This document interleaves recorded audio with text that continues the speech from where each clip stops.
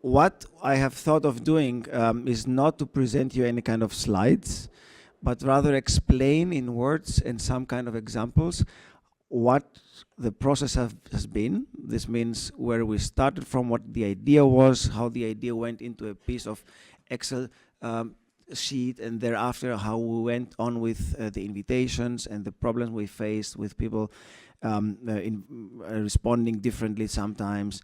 And also at the end we will also show in the next session, and at the very end of the day we will also show the experience that we have had today, also with the questions that we got. So overall, what had been asked for us to do was to create a completely online course. And online means really not on PDF-based course, but really interactive as much as possible. And I think it was also a good idea to start with the imaging course. Since we have images, we can interact online on the images and maybe make it more interactive with the people by pointing out on structures on the image. I have to say that we had a kind of difficulty in the beginning of pressing this new concept, new means the online concept, into the structures that EULAR had in terms of how to structure the courses. This means, you see here, I don't know how well you can see it, maybe Jen, we can enlarge it a little bit and go to the very left side of the table. Exactly.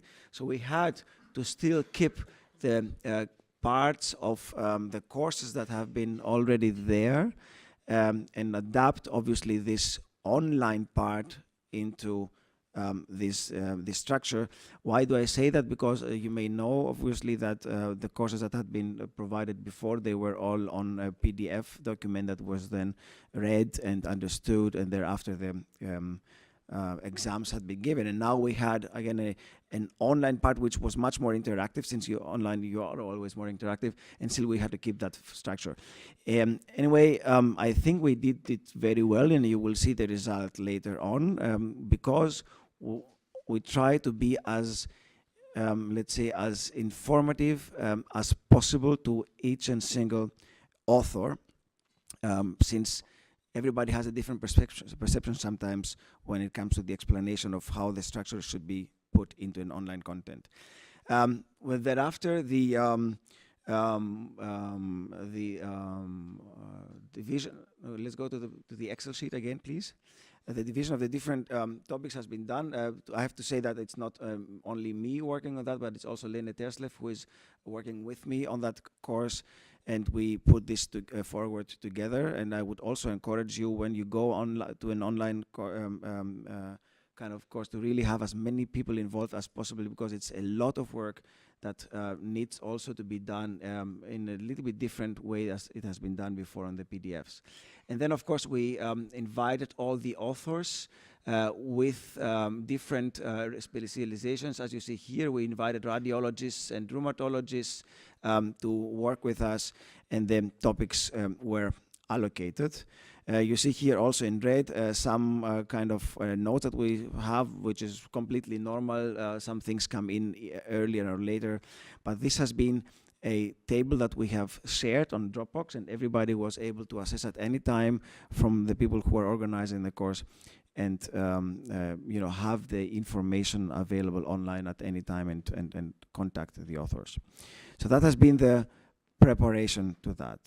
We started early enough, I believe, and this was also, of course, important, because you know that we all have a lot to do.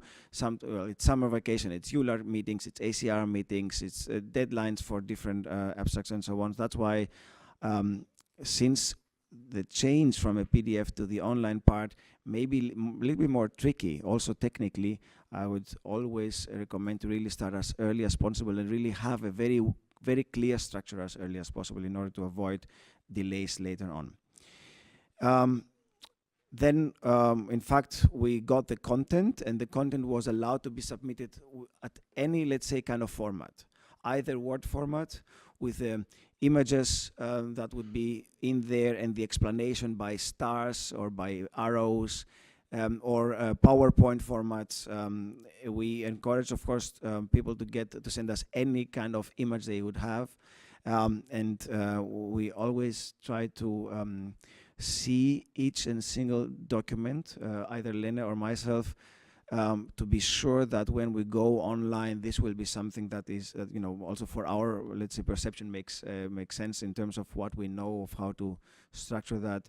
I don't say that we did everything perfectly in the beginning, but we have had a very good collaboration with Genevieve, who really also gave us a lot of hints to work things out. And either on Word or on a PowerPoint, the material was submitted. We can open one of these files, maybe. So this is how it would look like. Well, we use the old document, but again, people were allowed to submit any kind of document and in any kind of structure, since we then put it in online. And here you see how it looked like. One example, for example, okay, we can scroll down. This is more technical. All these things you will see later on online, how it looks like. What I have to say to that is that, as you see here, this is a pretty long document. Maybe we can stop here for a second. Again, we had photos, we had MRIs, we had X-rays, and you see here that people have put in any kind of information. Some contributions were very long, some contributions were very short. Although we had given a structure of more or less how long or how short a document should be, to be honest with you, since this is a new course and we wanted to have a basis to start with, we did not force people to write more if there was nothing to write. We checked everything for the content mainly. So to me, it's important to go online, and the people who will attend the course, they will say, okay, what I have read, independent of how long or how short it was, it covered everything, instead of really putting, let's say, the minimum requirement of minimum words or whatever in the first place. And I believe, again, that the content is actually pretty good, independent of how long or how short the contribution has been. Okay, do we have anything else on this document? I don't know. Do we have a PowerPoint file to show of how it would look like on PowerPoint if somebody would submit a PowerPoint? Yeah, exactly, something like this, for example, which we also believe is extremely helpful. So you see here that there is also a clear structure of how to go on. I'm not going to read it out, but there's many different. There's a clinical case, and there's a clinical case starting with this, and there's information clinically, and also some kind of a linking to other information throughout.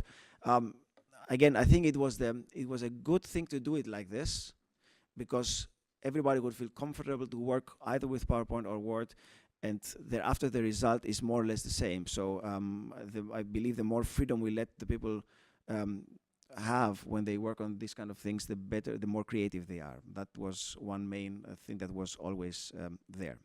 Okay, thank you. Maybe we can go online and check and see how it looks like. So, in fact, you will see now the result of one of the modules, which is already online. So what was done was that after having checked for content and for clarity as good as possible, we went on, and Genevieve took the text and the images and put it online, and we will see how it looks like. Let's go for, let's say, for the main text, for example. So this is what the people will see when they go to the course, and they learn, obviously.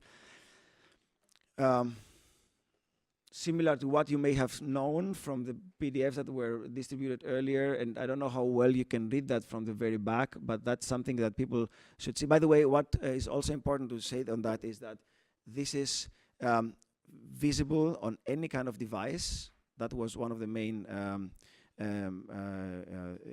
things that we also wanted to achieve. So you may see that on your laptop, you may see that on your iPhone or mobile phone, you may see that on your pad. Yeah. So this is true online content. And yeah, so this is in fact what would be in the same thing as you saw before in one of the Word documents, now put in online. Once you go over some kind of content that makes sense, then you are allowed to continue. Here you see, for example, what was put in online. Yes, these are the figures that were related to the content above. So there is always the hint on whether or not you have more or other figures hidden behind. Here it is the explanation of each figure as submitted by the author. Okay, let's go down. So you see that there's not a huge thing to go through, but you really have to read it and then you continue. By the way, on the upper right part, you also have the proceeding of or how far you are within the course. Here are the different figures that were submitted and cartoons. Okay, let's go on. Here, for example, we since this is now educational, we didn't put any kind of question yet here, but which we could have done by hovering over and seeing what is behind. Here is just an explanation for the learner. So obviously, this is taken one-on-one from the Word document that was submitted. And that's, let's say, a very simple way to go through. I think the big advantage of that here is that, again, you can see that anytime on your mobile or whatever, yeah. Jen is pointing out this here, so you're allowed to stop at any time you want, or if you're not online, or you cannot continue, you know exactly how far you have come with each module and where you are, how much you still have to do. It's not in percentage, but in fact, you can see that visually. I think that's also a good help for the learners and for us also to track how far people go and so on. Okay, let's go to the ICC as another example how this looks like. So here you have the interactive clinical case. The description and the layout is more or less similar, but you see in the different cases based on what has been submitted. But you see here the text, you see here now the more interactive part of the x-rays, and you can enlarge it obviously on your mobile device. And okay, let's go on. By the way, also something else here on the right side, you see in the ICCs how far you are in the process. It's not only there, but you also see how many, let's say, different points you have to go through. Okay. Here there is also educational material based, for example, here in RA about the ACR EULAR criteria as a point. There is the case, the diagnosis and why this was made as such. Let's go on. And well, the whole, let's say, procedure with a follow-up. Thank you.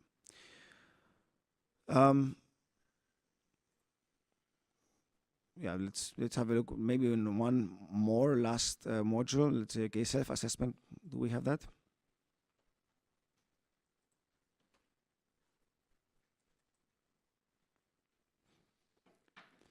So here, this is what the learner would see, starting with the self-assessment. Okay. And what is being done here, for example, is to go to the questions. And I think that's one of the very big advantages of the online course. You have an image, and the learner has to obviously have read the information before, and then go and, in fact, choose by the drop-down menu that you see here, what is number 1, what is number 2, number 3, and so on. So for 1, you would say this is, let's say, fluffy periostitis. For 2, which would be over there, you have the different things. So you learn more interactively. This is one way of how to do it. And if you go over to the hold on one second here, to the submit, and you say, well, that's my answers, that you get the final results on whether or not something is correct or incorrect. Obviously here something was incorrect, and you see also the remaining attempts in the very bottom of this question. Okay, we can go to the feedback maybe. Okay, well, just click through and we will see the feedback for this question, so that the people also, or the learners also, learn what has been put in correctly or wrongly. Okay, submit it. Okay, and then the feedback. Yeah.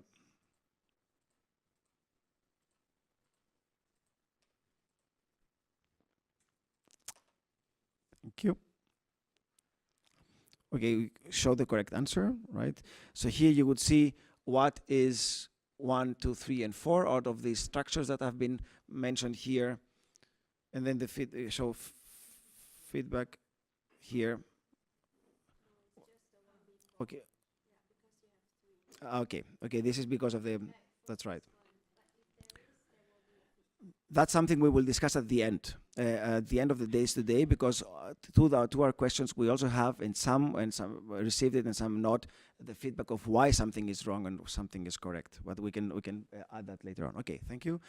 Then we would go to, that's another way of how to do it. Question number 2, for example, you say also what is pathological for erosion, for psoriatic arthritis in that case, and then you have the different areas that you may go in and choose. So just let's do one, whatever, go to 4, for example, submit it, and this is, you see that it is incorrect.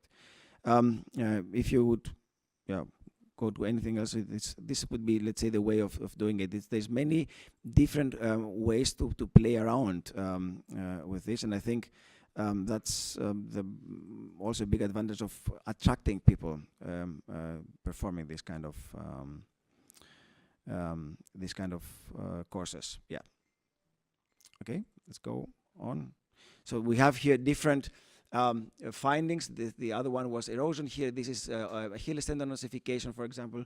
If we go directly to number 1, question number 3, the choice number 1, exactly. So you would see this is again the same thing, incorrect. You can choose whatever you would like to do. So in fact, it allows you to play around with one image for many different things. Yeah, whatever.